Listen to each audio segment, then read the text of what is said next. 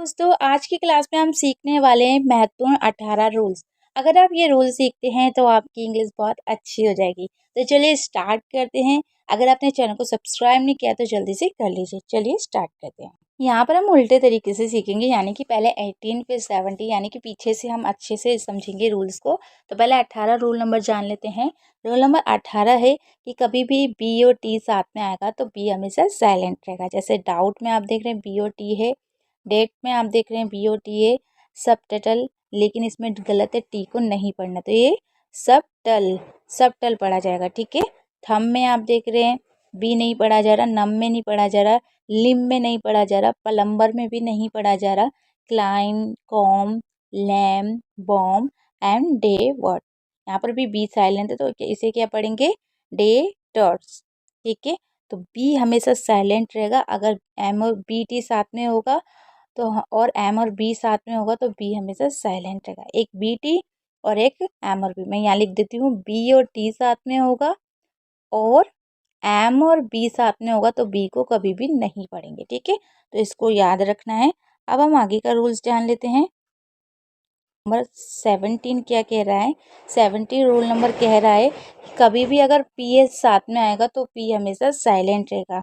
और ये देखिए कुछ वर्ड मीनिंग में ज़रूर साइलेंट रहता है, जैसे साइकोलॉजी, शिडोनॉमिक, साइकेट्रिस्ट, साइकिक हो गया, और शैडो साइंस हो गया, साइको एनालिसिस हो गया, और साइकोथेरेपी हो गया, साइकोसोमेटिक हो गया, साइकोपैथ हो गया, साम हो गया, सुडोपॉड हो गया, और सोराइसिस हो गया, और सिटेकोसिस। मतलब बहुत डिफिकल्ट है वर्ड मीनिंग, लेकिन आप पढ़ सकते हैं क्योंकि मैंने यहाँ पर हिंदी भी लिख दी तो आप इसे आसानी से पढ़ पाएंगे। इन सभी में पी को नहीं पढ़ा जा रहा, सब सा से स्टार्ट हो रहे हैं। अब रूल नंबर जान लेते हैं 17 के बाद 16, यानी कि 16 रूल नंबर जान लेते हैं।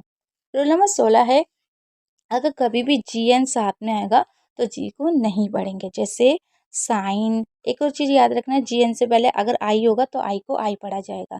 जैसे साइन में हम जी को पढ़ रहे हैं लेकिन एन को, सॉरी एन को नहीं पढ़, जी को नहीं पढ़ रहे, एन को पढ़ रहे, तो ये क्या हो गया, सा आई न। डिजाइन, अजाइन, रिजाइन, फॉरेन, ई आई को ए पढ़ रहे हैं तो फॉरेन, रेन, यहाँ पर देखिए जी नहीं पढ़ा जा रहा, कैम्पेन, ए आई को ए पढ़े तो कैंपेन, कंजाइन, अलाइन, बिनाइन, तो जब भी जी एन साथ में होगा तो जी को नहीं पढ़ेंगे, ये याद रखना है। अब हम जान लेते हैं रूल नंबर 15। रूल नंबर 15 आपको याद रखना है कि कभी भी अगर टी एच आपको दिखेगा तो उसको था पढ़ना है शुरू में। तो जब भी टी एच आपको शुरू में दिखे तो आप क्या पढ़ेंगे, था पढ़ेंगे। जैसे थिंक हो गया, लेकिन कुछ एक दो वर्ड मीनिंग ऐसी है जिसमें दा भी पढ़ते हैं, तो वो कौन कौन से है, जैसे दिस हो गया, और दैट हो गया, दीज हो गया, दोज हो गया, देन हो गया, और ये देन, दोनों देन ही है लेकिन दो प्रकार के देन होते हैं। एक देन का मतलब होता है तब या उस समय, और एक देन का मतलब होता है से या तुलना के लिए, किसी की तुलना करने के लिए। तो दोनों इन वर्ड मीनिंग में, जो इतनी वर्ड मीनिंग है ना ये वाली, इनमें आपको क्या पढ़ना है, दा पढ़ना है। और एक इसमें देयर में, ये गलती से देर लिख गया, इसको हम देयर लिखेंगे। ठीक है। यहाँ पर अर लिखना है। ठीक है। तो इसको आप नोट कर लेना, क्योंकि गलती से मिस्टेक होगी तो इसे देयर पढ़ेंगे। देखिए इसे भी देयर पढ़ना है और इसे भी। और ज़्यादातर हमारा क्या है, हम था पढ़ते हैं, लेकिन कुछ 7-8 वर्ड मीनिंग ऐसे है जिसमें दा पढ़ना है। तो इसमें दे रखी है देयर फोर, देयर, देयर वाले जितने भी होंगे उसमें हम देयर ही पढ़ेंगे। ठीक है। और जो जैसे डैट हो गया, डीज हो गया, दोज हो गया, देन हो गया, और बाकी सब में आपको था पढ़ना है। तो इन सबको याद रखना है कि जहाँ पर भी टी एच होगा तो उसको क्या पढ़ेंगे, शुरू में था पढ़ेंगे। जैसे थिंक यानी कि सोचना, दिस हो गया, डैट हो गया, दीज हो गया, दोज हो गया, देन हो गया, और आपका थैंक हो गया, थैंक्स हो गया, थ्री हो गया, 30 हो गया, देयर हो गया, ये देयर है। ठीक है। और देयर्स हो गया, देयर फॉर, ऑल दाउ की जगह ऑल दो, तो इसको दाऊ नहीं दो पढ़ेंगे। ठीक है। तो ओ की मात्रा लगाना है दो, मैं यहाँ लिख देती हूँ दो, ऑल दो। ठीक है। इसे दो पढ़ेंगे। थ्रू हो गया और थ्रो हो गया, तो ये थ्रो, ये इसको मैंने यहाँ लिख दिया। ठीक है। थीफ हो गया, थंडर हो गया। तो एक आध वर्ड मीनिंग बाय मिस्टेक हो सकता है, लेकिन मैं आपको समझा दूंगी तो उसे सही कर लेना। अब रूल नंबर 15 के बाद 14 जान लेते हैं। ये भी बहुत इंपॉर्टेंट है कि स्थानों के नाम, अगर कभी भी कोई भी स्थान का नाम हो, शहर का नाम, देश का नाम, राज्य का नाम, महाद्वीप का नाम, कुल मिला के जितने भी नाम होते हैं उन सभी नामों में जो पहला लेटर आप लिखेंगे ना वो हमेशा बड़े ABCD में लिखेंगे, यानी कि कैपिटल में। तो कभी भी उसको छोटी ABCD में नहीं लिखना है, चाहे आप बीच में लिख रहे हो चाहे आप लास्ट में लिख रहे हो, हमेशा इसे पहला लेटर हमेशा बड़ी ABCD में, चाहे स्पेलिंग में हो चाहे फिर आप किसी भी चीज़ में लिख रहे हो, कहीं कोई पैरा लिख रहे हो, सब में क्या लिखेंगे, पहला लेटर बड़ा लिखेंगे। जैसे आप देख रहे हैं सब में बड़ा ही है, किसी में भी हमने छोटा नहीं लिखा। तो ये आप नोट कर लीजिएगा, किसी भी चीज़ का नाम, नदी, पर्वत, देश, राज्य वगैरह इसे ध्यान से देखिएगा। अब रूल नंबर 13 जान लेते हैं। रूल नंबर 13 है कि जब भी DGE साथ में होगा तो इसको हम जा पढ़ेंगे। जब भी DGE साथ में होगा तो क्या पढ़ेंगे, इसे जा पढ़ेंगे, मतलब इन तीनों को आपको जा पढ़ना है। जैसे यहाँ पर हम इसे एज पढ़ रहे, D साइलेंट है और E साइलेंट है, तो एज हो गया, ठीक है। एज, बेज, ब्रिज, फज, जज, lodge, nudge, pledge, ridge, sledge, wedge, dodge, इसे डॉज पढ़ते हैं, यहाँ पर ओ ऐसे आएगा, डॉज, हैज, स्मज, नॉलेज और अन नॉलेज, अंक नॉलेज, प्लेज, फ्रीज, ग्रज और बुलडोज, बुलडोज पढ़ते हैं इसे। इसका मतलब होता है भारी, जैसे हम बोलते हैं बुलडोजर, तो ये क्या होता है, बुलडोज, यानी कि भारी सामान उठाने वाले। यहाँ पर एक एक का मीनिंग भी बता दिया, आप इसे अच्छे से समझ सकते हैं कि इसका मीनिंग क्या होता है। तो जैसे एज का मतलब किनारा या कोई जो कोने का जगह होती है उसको बोलते हैं। वेज यानी कि पहचान या चिन्ह। फ्री ब्रिज यानी कि कोई नदी का पार करने वाला पुल वगैरह। फज यानी कि मीठी मिठाई। जज को आप जानते हैं, जज यानी कि न्यायाधीश। लॉज यानी कि रहने का स्थान। तो यहाँ पर हमने सारा कुछ बता दिया, आप इससे अच्छे से पढ़ के समझ सकते हैं किस वर्ड मीनिंग का मीनिंग क्या होता है। आप रूल नंबर 12 जान लेते हैं। रूल नंबर 12 है कि जब भी आई या ओ, यानी कि जब दो वोवल्स साथ में होते हैं तो उनमें क्या होता है, वो ज़्यादातर अपने नाम से पहचाने जाते हैं। जैसे आप यहाँ पर देख रहे हैं आइलैंड पढ़ा जा रहा है, तो यहाँ पर क्या है, आई को आई पढ़ा जा रहा है क्योंकि दो वोवेल से आई भी है ई भी है। इसी तरीके से आइकन, तो कुछ में लास्ट वाला जो वोवेल्स होता है वो साइलेंट हो जाता है। अगर ओ आपको लास्ट में दिखेगा तो वो साइलेंट माना जाएगा ज़्यादातर, ठीक है। तो ओ कभी भी अगर लास्ट में होगा तो उसे साइलेंट रखेंगे। लास्ट मतलब अगर ओ के बाद एक व्यंजन है तो ओ हमेशा साइलेंट माना जाएगा। जैसे ओ के बाद एन है तो ओ को नहीं पढ़ रहे हैं, ठीक है। आइडिया में आप देख रहे हैं कि इसको आई पढ़ रहे हैं क्योंकि ओ आई के बाद एक वोवल्स है। जो जब भी किसी भी वोवल्स के बाद एक और वोवल्स होता है तो पहले वाले वोवल्स को लॉन्ग पढ़ा जाता है, यानी कि आई को आई पढ़ेंगे, ई कम पढ़ा जाएगा, ज़्यादातर आई पढ़ा जाएगा। जैसे आप देख रहे हैं यहाँ पर भी आई पढ़ा जा रहा है। यहाँ पर एक दो वर्ड मीनिंग को छोड़ के ज़्यादातर आई ही पढ़ा जाएगा। जैसे एक दो ऐसी है जो नहीं भी पढ़े जाएंगे तो वो मैंने यहाँ पर लिख दिए हैं, लेकिन ज़्यादातर आई का ही साउंड होगा। जैसे ऑफिस है, ऑफर है, ऑप्शन है, ऑरेंज है, ऑर्बिट है और ऑर्बिट है, ऑर्डर है और ऑर्गेनाइज है, अदर है, ऑक्सीजन है, ओजन है। तो मतलब यहाँ पर आपको याद रखना है, ओ वाले में मतलब ये है कि ओ को ज़्यादातर ओ ही पढ़ेंगे, इसका साउंड चेंज नहीं होगा क्योंकि इसका साउंड बहुत ही कम होता है अलग। बस एक दो वर्ड मीनिंग में होता है, जैसे कम हो गया, सम हो गया, डन हो गया, नन हो गया। एक दो वर्ड मीनिंग ऐसी होती है जिसमें ओ को नहीं पढ़ा जाता, बाकी सभी में ओ को ओ ही पढ़ेंगे, ठीक है। तो ओ का फिक्स है, लेकिन अगर आई आपको शुरू में दिख रहा है उसके बाद कोई दूसरा वोवल से तो आई को ज़्यादातर आई ही पढ़े, ठीक है। अब रूल नंबर 11 जान लेते हैं। रूल नंबर 11 बहुत ही सिंपल है। अपोस्ट्रफी। अपोस्ट्रफी का मतलब होता है का, की, के। तो कहीं पर भी अगर अपोस्ट्रफी है तो उसका मतलब का की होता है, लेकिन एक और चीज़ आपको याद करना है कि अपोस्ट्रफी का मतलब सिर्फ का की नहीं होता है। अपोस्ट्रफी का मतलब शॉर्ट भी करना होता है, यानी कि किसी सेंटेंस को शॉर्ट में लिखने के लिए भी अपोस्ट्रफी लगाया जाता है। जैसे अगर आप बोल रहे हैं आई एम, तो अगर आप आई एम पूरा नहीं बोलना चाहते तो आप ऐसा लिख सकते हैं। अब आप कहेंगे हमें ऐसे लिखना नहीं आता, तो बहुत सिंपल है, आप जो भी लिख रहे हैं, एम लिख रहे हैं, इज लिख रहे हैं, आर लिख रहे हैं, उसका वोवेल्स हटा दीजिए, सिंपल, वो शॉर्ट में हो जाएगा। यानी कि आपने लिखा आई और एम, अब आपको इसको शॉर्ट में लिखना है तो आपको आई लिख देना है, अपोस्ट्रोफी लगा देना है, एम लिख देना है, यानी कि इसका वोवेल्स हटा देना है। ऐसे मान लीजिए आपको लिखना है ही इज, तो ही इज़ कैसे लिखेंगे, ही तो वैसे ही रहेगा, लेकिन जो दूसरे नंबर का होगा ना उसका वोवल्स हट जाएगा। आपको अपोस्ट्रोफी लगा के एस लिख देना है। मतलब दूसरे नंबर का वोवल्स हटा के आप उसे शॉर्ट में लिख सकते हैं, लेकिन उस वोवल्स की जगह आपको अपोस्ट्रोफी लिखना होगा।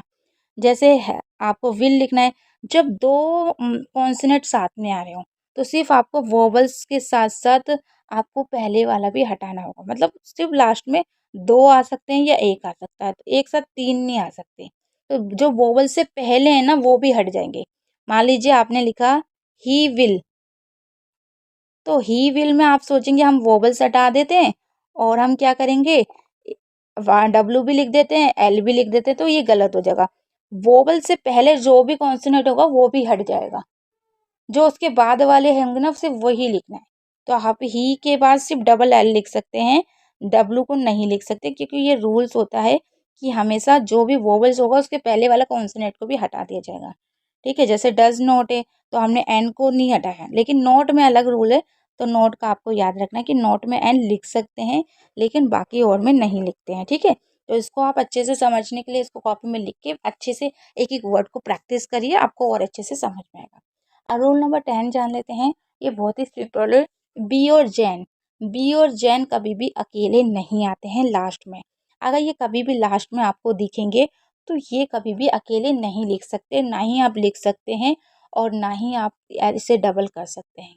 इसमें हमेशा ई ज़रूर आएगा। तो जब भी बा का साउंड आए या फिर जा का साउंड आए या फिर सा का साउंड आए, सा का तो छोड़ दीजिए क्योंकि सा का डबल हो भी सकता है, लेकिन आप बा और जा का याद रखिएगा। जब भी बा की आवाज़ हो लास्ट में या फिर जा की हो तो हमेशा बा के साथ वी आएगा। चाहे ये वाला वी लिख रहे हो उसके साथ भी ई ज़रूर आएगा, चाहे ये वाला लिख रहे हो जा के साथ भी ई ज़रूर आएगा, याद रखना है ये। लेकिन जा के लिए कभी भी लास्ट में जे मत लिखिएगा, ये गलती कभी नहीं करनी। कभी भी जा के लिए जे नहीं आता है लास्ट में, हमेशा जा के लिए एस ई आता है या फिर जी ई आता है। तो अगर आप जा लिख रहे हैं तो या तो ऐसे ही लिख सकते हैं या जी ई लिख सकते हैं। तो याद रखना, जब भी बा या जा की आवाज़ आएगी तो आप कभी भी सिर्फ वी नहीं लिखेंगे और सिर्फ जे नहीं सॉरी सिर्फ जी नहीं लिखेंगे, ना एस लिखेंगे। आपको क्या लिखना है, ई लिखना है, क्योंकि एस को भी। रूल नंबर 9 भी बहुत सिंपल है। आपको याद रखना है कि जब भी कोई भी वोवल्स आ रहा हो लास्ट में और उसके बाद आपको कोई कॉन्सोनेंट दिख रहा हो, जैसे मान लीजिए एप्रन लिखा है तो यहाँ पर ए प्रेन, अप्रेन, अप्रेन पढ़ते हैं, लेकिन ए को हम ए पढ़ रहे हैं। ठीक है ना। अब इसको आप समझ नहीं पा रहे होंगे, मैं सिंपल तरीके से समझा देती हूँ। इसका मतलब ये है कि जब भी अगर लास्ट में कोई भी वोवल्स आएगा तो वो हमेशा अपना नाम ही बोलेगा, सिर्फ ओ एन को छोड़ के। बाकी सभी में अगर कोई भी वोवल्स आएगा तो उसको वैसे ही पढ़ा जाएगा जैसे उसे पढ़ा जाता है। जैसे गो है तो लास्ट में ओ आ रहा है तो ओ को ओ ही पढ़ेंगे। जैसे लास्ट में ए आ रहा है तो उसको आ ही पढ़ेंगे, ए नहीं पढ़ सकते। तो अब चाइना ही पढ़ेंगे, चाइने नहीं पढ़ सकते। तो जो भी वोवल्स लास्ट में आएगा उसको जिस तरीके से पढ़ा जाता है वैसे ही पढ़ेंगे, उसका वोवल चेंज नहीं होगा। मतलब ए को अगर ए पढ़ रहे हैं तो वो गलत है, उसको आ ही पढ़ा जाएगा क्योंकि वो अपने नाम से ही पढ़ा जाएगा। ठीक है, जैसे म्यूजिक है तो ये लास्ट में तो इसे ई ही पढ़ा जाएगा, आई नहीं पढ़ सकते। ठीक है, अब जैसे ई आर है तो इसमें क्या होगा, आप अलग पढ़ सकते हैं क्योंकि ये लास्ट में नहीं है, ये बीच में है। तो जो लास्ट में ये रूल उनके लिए है, जो बीच में है उनके लिए नहीं है। तो जितने भी लास्ट में थे उसी तरीके से पढ़े। जैसे यूज है, अब यहाँ पर आप कहेंगे ई को क्यों नहीं पढ़ा, क्योंकि अगर एस ई है तो उसमें नहीं पढ़ना है, सी ई है तो उसमें नहीं पढ़ना है। बाकी और जो हैं उनको उसी तरीके से पढ़ा जाएगा। तो कुछ ऐसे भी हैं जिनको नहीं पढ़ना है तो वो मैंने लिख दिया है, तो उसको आपको याद रखना है। जैसे ये नहीं पढ़े जाएंगे, ये नहीं पढ़े जाएंगे। ठीक है, तो इनको आप याद कर लें। अब रूल नंबर 8 जान लेते हैं। देखिए, एक और चीज़ आपको याद रखनी है। ये चीज़ मैं आपको पहले भी बता चुकी हूँ, एक बार और बता देती हूँ। नाम कोई सा भी हो, चाहे आपका खुद का नाम हो, वहाँ पर भी आपको कैपिटल में ही लिखना है। मतलब अगर कोई भी आप नाम लिख रहे हैं, चाहे वो आपका नाम हो, चाहे किसी नदी का, राज्य का, दिन का, महीने का, किसी का भी नाम हो, तो हमेशा पहला लेटर कैपिटल में होगा। ये याद रखना है। जो मैंने आगे बताए थे वो पूरे डिटेल में बताए थे, लेकिन मैं शॉर्ट में बता रही हूँ कि कोई सा भी नाम, जैसे दिन के नाम है, किसी चीज़ के भी नाम जिसको हम बोलते हैं ना इसके नाम होते हैं, उसमें आपको पहला लेटर बड़ी ABCD में लिखना है। तो ये आपको मैंने एक बार और बता दिया ताकि आप अच्छे से समझ पाएँ। तो वो अगर ज़्यादा डिफ़िकल्ट लग रहा था तो आप इजी तरीके से इसको लिख लीजिए ये थोड़ा इजी में बता दिया, ठीक है। आप आगे जान लेते हैं रूल नंबर 7। रूल नंबर 7 भी बहुत इजी है। अगर कभी भी याद रखिएगा के लिखे सी के लिखे तो हमेशा का ही पढ़ना है। ये तो मैंने आपको कई बार बताया कि का हो, के को भी का पढ़ते हैं, सी के को भी का पढ़ते हैं। लेकिन एक चीज मैं आपको बता दूं, जब किसी शब्द में के की ध्वनि आती है तो सी के कब लिखा जाता है, यानी कि अगर कहीं पर भी का की आवाज आ रही है तो आपको सी के कब लिखना है, के कब लिखना है। बहुत सिंपल तरीका है।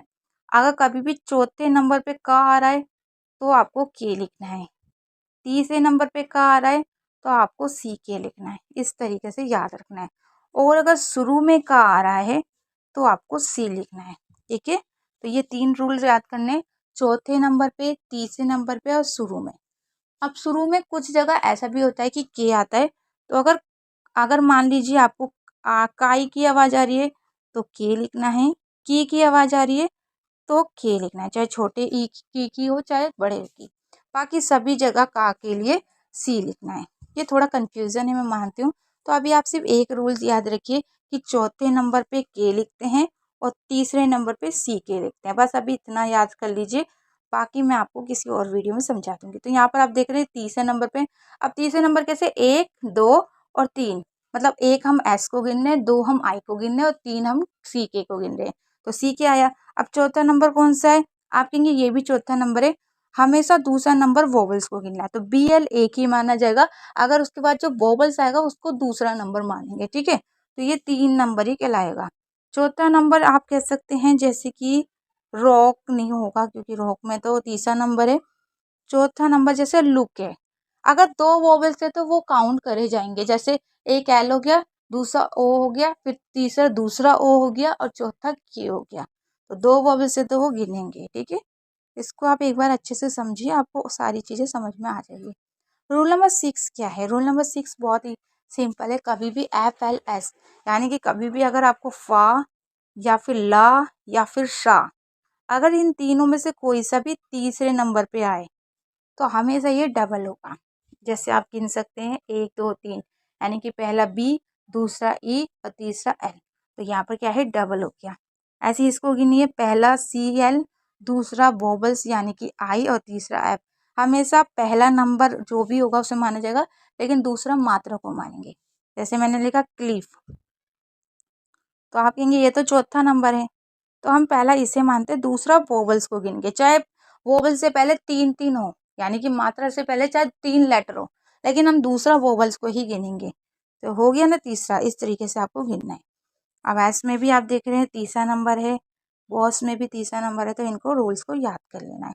अब आगे बढ़ते हैं, रूल नंबर 5। रूल नंबर 5 बहुत सिंपल है कि कभी भी अगर आपको कब लिखना हो तो हमेशा क्यू और यू लिखेगा। जहाँ पर भी कब की आवाज आएगी वहां पर क्यू लिखना है। जैसे क विन, आपको कब समझ में नहीं आया तो आप ऐसे पढ़िए क और व, क के बाद बा की सावन, यानी कि अगर का के बाद बा आ रहा है तो आपको क्यू और यू लिखना है। जैसे क विन, क के बाद वी आ रहा है यानी कि वाह आ रहा है, वाह के ऊपर ही तो ई की मात्रा है ना। तो जब भी कब की आवाज आएगी तो क्या लिखेंगे, क्यू और यू लिखेंगे। जैसे queen, quite, question, quick, quite, quilt, quill, cot, cost, quit, quarters, quick, quiver, quota और quench, queen, quell, quite, quality, quantity. तो इस तरीके से आपको याद रखना है, ठीक है। आप यहाँ पर आ जाते हैं रूल नंबर 4। रूल नंबर 4 बहुत सिंपल है, जी का साउंड यानी कि जा। अब आपको कभी भी अगर आपको जा लिखना है तो जा के लिए जी लिखें, और जी ही क्यों लिखना है, जे क्यों नहीं लिखना है, ये भी मैं आपको बता देती हूँ। अगर मान लीजिए आपको जी लिखना है या फिर आपको जे लिखना है, या फिर आपको मान लीजिए जी या जे, या फिर लास्ट में आपको जा लिखना है, मान लीजिए लास्ट में जा लिखना है तो हमेशा जी लिखना है। जी के लिए जी आई लिखेंगे आप, जे के लिए जी ई लिखेंगे और लास्ट में जा के लिए जी ई, ठीक है। बाकी सभी जगह जे लिखना है। तो जहाँ पर भी जी लिखना होगा शुरू और बीच में जी आई लिखेंगे, जे लिखना होगा शुरू और बीच में जी ई लिखेंगे, लास्ट में जा लिखना होगा तो जी ई लिखेंगे। बाकी सभी जगह जे लिखेंगे। आप इसे जे देख सकते हैं, जैसे गोड है तो यहाँ पर जी नहीं है, यहाँ पर क्या है, गो है। तो इसलिए हमने जी को गा लिखा है। ठीक है, तो अगर जी को गा और जा कब पढ़ते हैं, अगर जी के बाद ई आई वाई होगा तो जा पढ़ेंगे। मैं एक बार और बता देती हूँ, जी के बाद ई है, आई है या फिर वाई है तो जी को आपको जा पढ़ना है, और जी के बाद ये नहीं है तो गा पढ़ना है। ठीक है, मान लीजिए जी के बाद ओ है तो क्या पढ़ेंगे, गा। अगर यू है तो गा, ए है तो गा। ये आपको याद रखना है। अब रूल नंबर 3 जान लेते हैं। सॉरी, रूल नंबर 3 भी बहुत सिंपल है कि सी को का और शा कब पढ़ते हैं। अगर सी के बाद ई है या आई है या वाई है तो सी को सा पढ़ेंगे। जैसे सी आई है तो सा पढ़ेंगे, सी वाई है तो सा पढ़ेंगे, सी ई है तो सा पढ़ेंगे। जैसे कैट में आप देख रहे हैं सी के बाद ई नहीं है। अगर ई आई वाई नहीं है, मान लीजिए सी ए है तो का पढ़ना है, सी ओ है तो का पढ़ना है, सी यू है तो भी का पढ़ना है। ठीक है, जैसे यहाँ पर सी ए है तो सी को का पढ़े, लेकिन ए को मात्रा पढ़ना है। ऐसा नहीं सी ए को ही आप का पढ़ दें, सी के बाद ए की मात्रा भी लगानी, यानी कि के। सिटी, यहाँ पर सी आई है तो हमने सा पढ़ा। कैप, यहाँ पर ए आया तो का पढ़ा। काव, यहाँ पर ओ आया तो का पढ़ा। Call, cold, cake, car, circle, centre, cell, cool, ice, face, rice, space, place, nice, boys. तो यहाँ पर मैंने हिंदी भी बताई है, आप उसे अच्छे से पढ़ सकते हैं। अब रूल नंबर 3 के बाद 2 जान लेते हैं।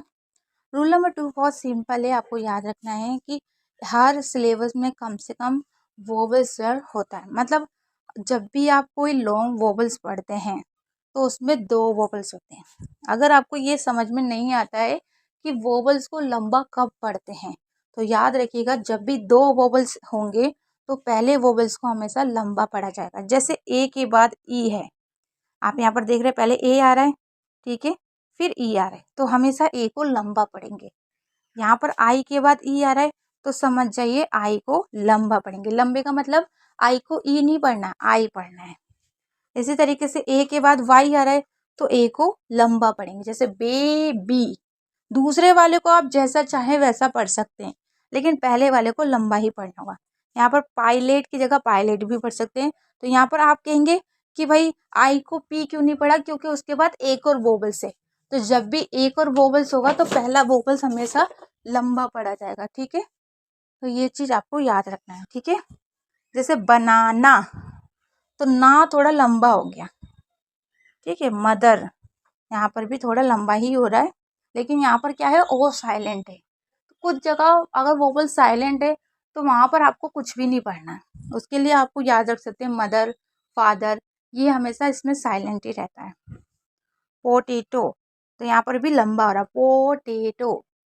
ठीक है, बास्केटबॉल, तो जब भी आपको ये basketball, helicopter, understand, another, campaign और एजुकेशन, फैंटेस्टिक, तो यहाँ पर मैंने हिंदी भी लिख दिया, आप उसे अच्छे से पढ़ लीजिए ताकि आपको ना एक एक चीज़ समझ में आ जाए कि क्यों ऐसा पढ़ा जाता है। तो बहुत से स्टूडेंट का जो भी डाउट्स है वो क्लियर हो जाएगा। अब आगे जानते हैं रूल नंबर 1। रूल नंबर 1 है, वो एक चीज़ बार बार नहीं बताऊंगी, एक बार समझा देती हूँ कि हर शब्द में एक वोवेल्स होता है। तो कुछ लॉन्ग होते हैं, कुछ शॉर्ट होते हैं। यहाँ पर आपको शॉर्ट में भी वोवेल्स दिखेंगे, लेकिन ये जो वोवेल्स है ना, ये जल्दी पढ़े जाएंगे। अगर वोवेल्स के बाद एक और वोवेल्स है, यानी कि एक मात्रा के बाद दूसरी मात्रा भी है, तो वो लंबा पढ़ा जाएगा।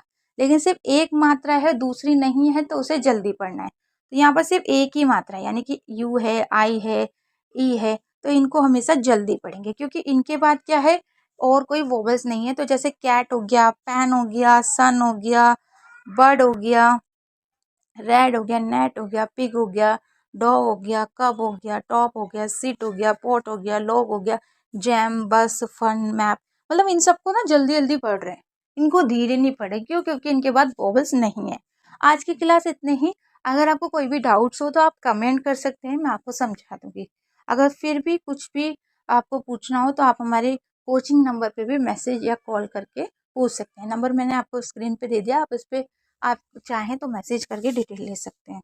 चलिए फिर मिलते हैं, आओ सीखिए आज।